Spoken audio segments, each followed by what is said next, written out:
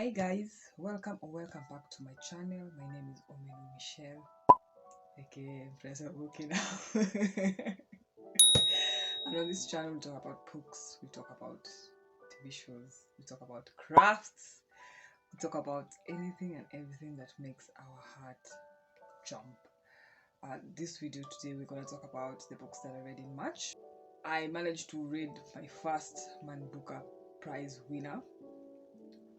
Managed to finish some poetry, managed to finish some book I DNF'd for a bit, and all in all, as much as some part of my brain is like, you could have done better, Michelle, I know that I read awesome books, and one of the intentions this year is to read thick books. I used to enjoy reading thick books, and then Instagram came, that pressure, that invisible pressure to read as many books in a month, that I used to avoid thick books. But this year, every month, with the exception of January, I intend on reading a thick book.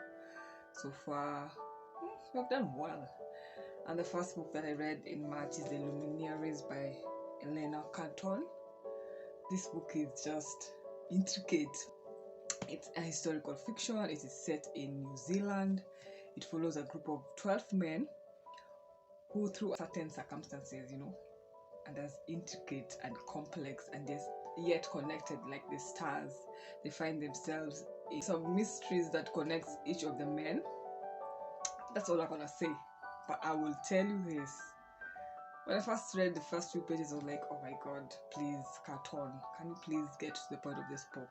But as you read on, you get to see and appreciate the complexity and how she easily and effortlessly connects each man to certain circumstances.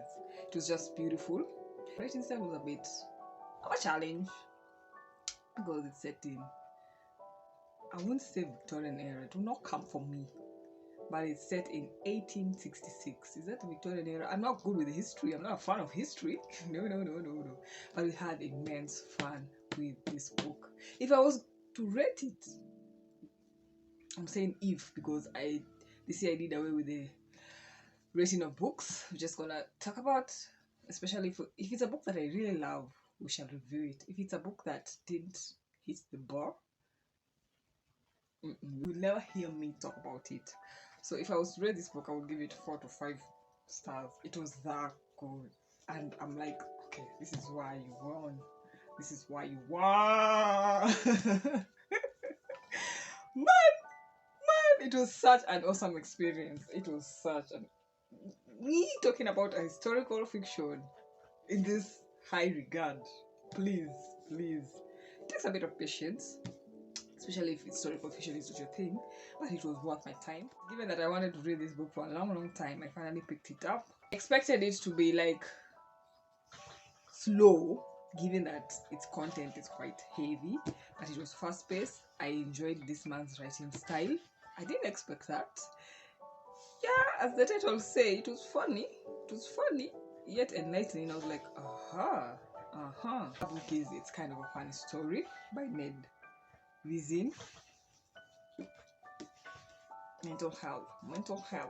You better take care of your mental health. This book tells the story of Craig,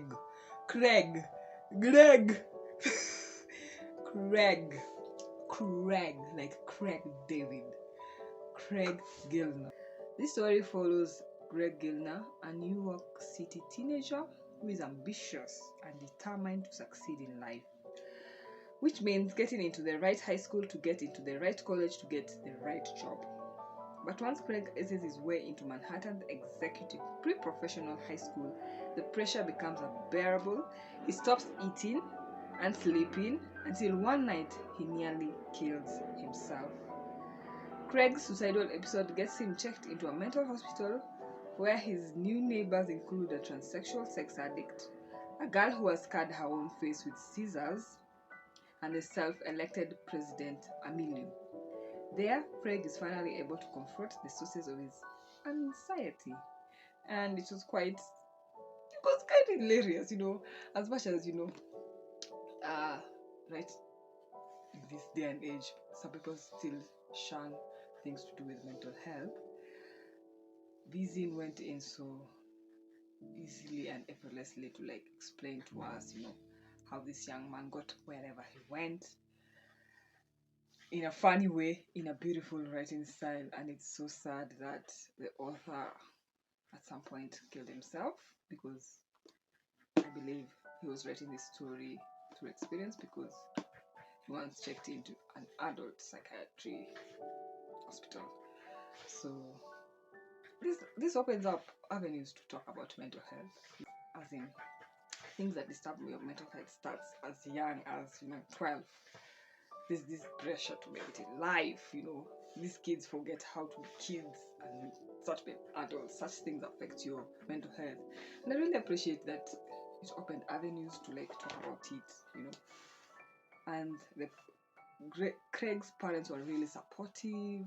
They were really there for him. They were very loving, no admonishing, like telling them what's wrong with you. They were very, very there. Even the small sister was quite funny and hilarious. It was like, please, I hope you feel better soon. As in, it was just so sweet. And then the other aspect of it that was shown is friends, and how mental health affects your friendship. Obviously, he lost some of his friends because they couldn't understand what's going on with you, guy, man. And in the end, he had to like check out of this school because it was adding unnecessary pleasure. Also, in the end, he realized that he loves drawing maps. This one includes it's a head with a map of New York.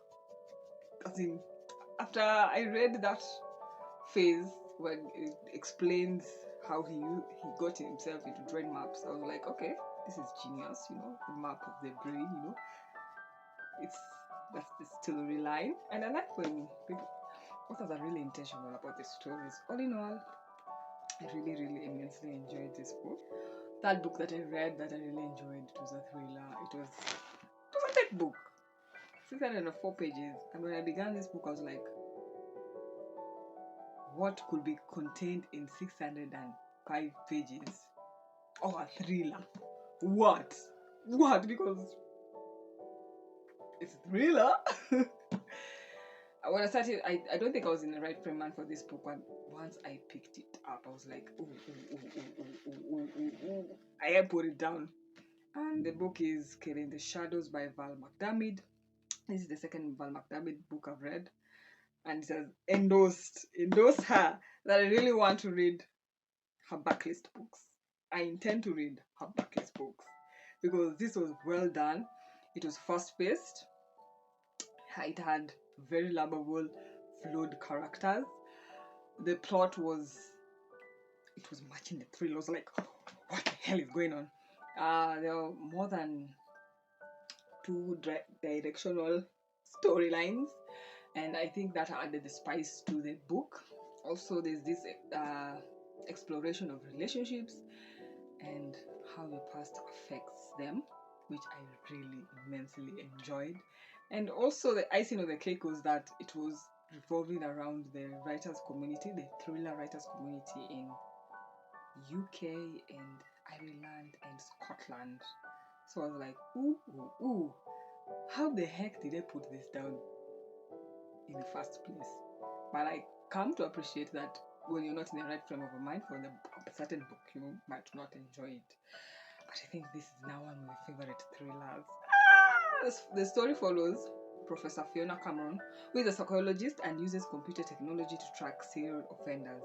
She vowed never to work with the Met again after they went against her advice and screwed up an investigation as a result. But when her lover thriller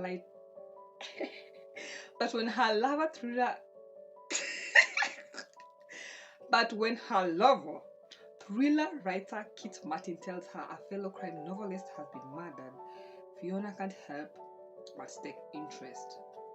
With the killer striking again, Fiona is caught up in a race against time, not only to save her life but to bring herself redemption both professionally and personally. I swear this book was amazing.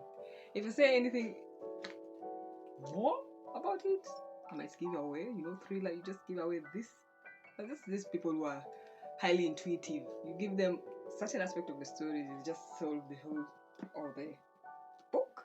But this is intricate enough that I don't think that will be so easy. But I literally love this book. I love this book. As it was one of those genres back then, you would have told me I would be reading it and enjoying it. I was like, no.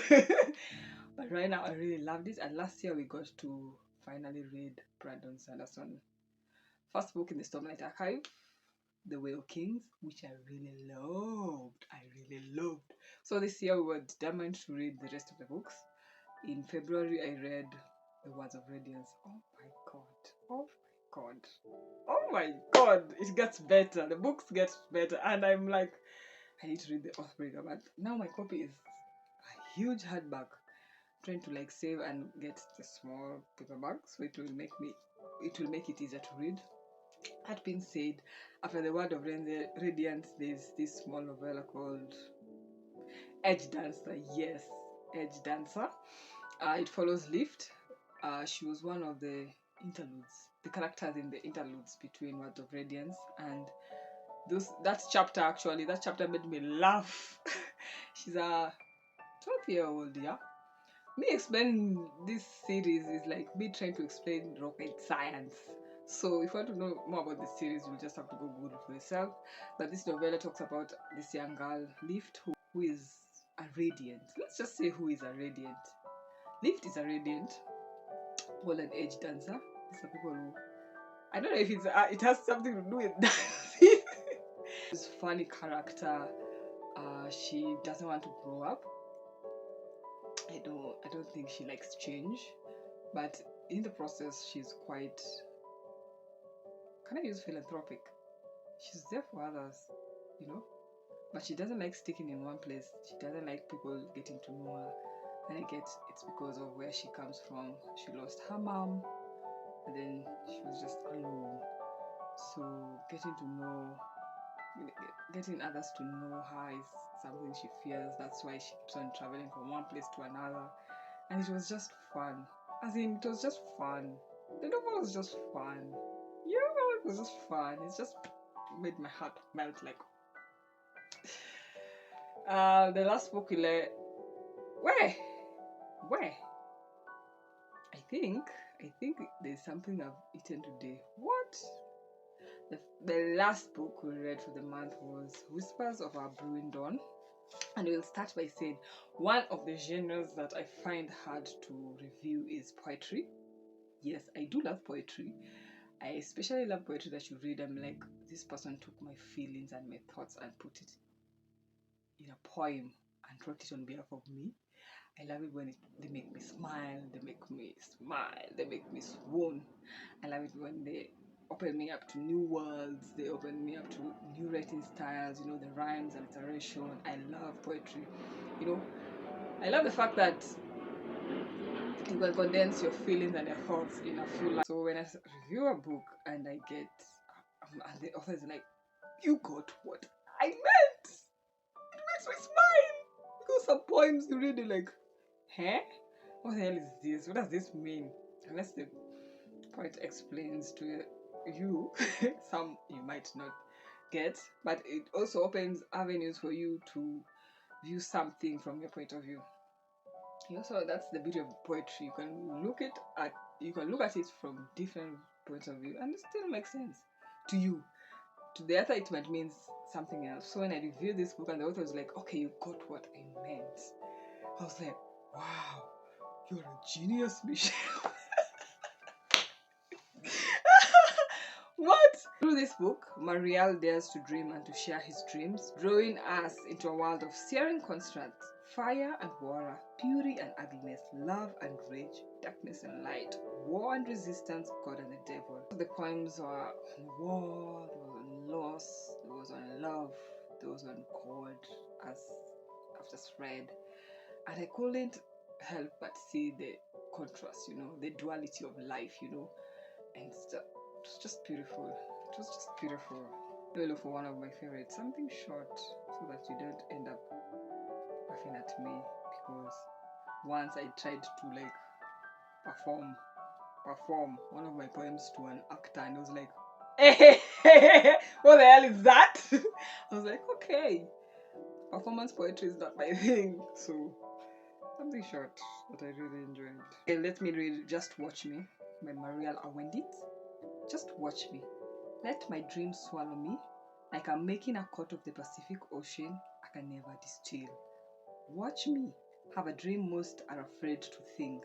Don't dare say, what a waste of a dream. So, these are the books that I read during the month of March. And I can say that was an amazing reading month. I can say it was wholesome. A bit of thrill, a bit of mental health education, a bit of historical fiction. I will not say reimagining, but a bit of spirituality, love, poetry, a bit of laughter, a bit of, awesomeness. For those who have read this book, they will understand what I mean by awesomeness. So it was a wholesome month. If you've read any of these books and you have thoughts about it, I'm open to talk about them. I'm open. I wonder what books you read in March. What were your favorites? If you're in the mood, feel free to talk about it in the comment section below. If you have reached this far to this video, you can drop a moon emoji, because tonight's supposed to be having a full moon, the third day. Yes. Selenophiliacs. Yes. Otherwise, I want to wish you an awesome Easter.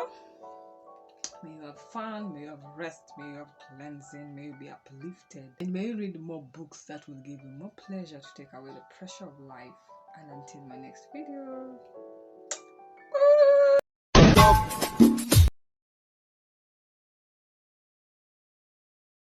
may you read books that will bring you more pleasure to give you, and may you